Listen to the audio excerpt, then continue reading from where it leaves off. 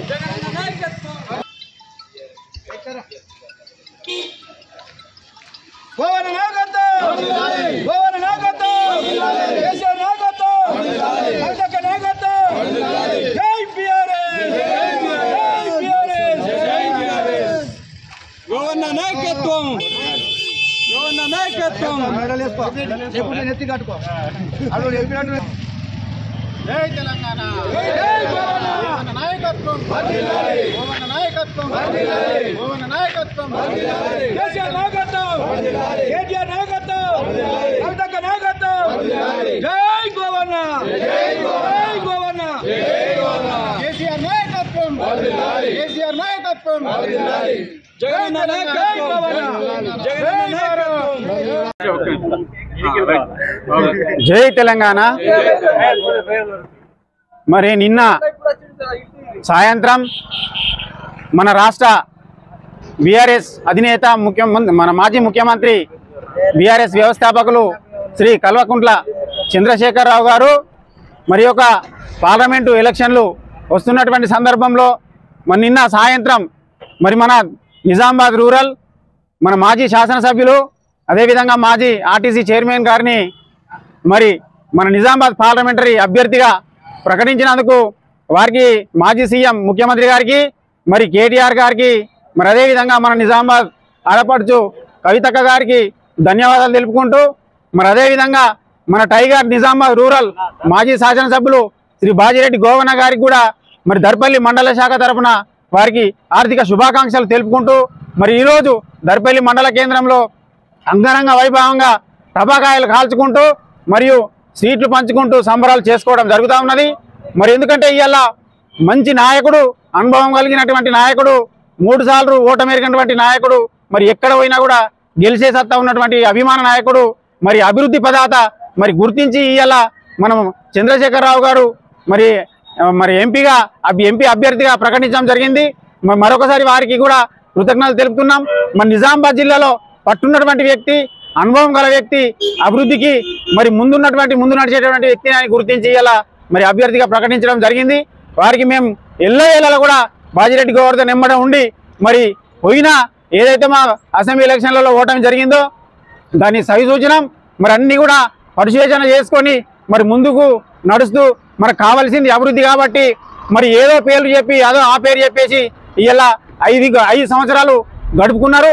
మరి అలాంటి కాకుండా మనకు మొత్తం నిజామాబాద్కే అభివృద్ధిలో దూసుకుపోతున్నటువంటి మన గోవన్న గారిని ఈరోజు మొత్తం నిజామాబాద్ జిల్లాలో కూడా ఎదురు చూస్తూ ఉన్నారు. మరి అటువంటి నాయకుడు కావాలని అందరు కూడా ఎదురు చూస్తున్న సందర్భంలో మరి ఇలా నేను ప్రకటించడం హర్షణీయం. అందరు వ్యక్తం చేస్తున్నారు కాబట్టి మేము ఆయనకు వెన్నంటూ ఉండి 100% ఈసారి ఎంపీగా బాజిరెడ్డి గోవర్ధన్ గెలిపించుకుంటామని మనం చేస్తూ జై తెలంగాణ, జై భారత్.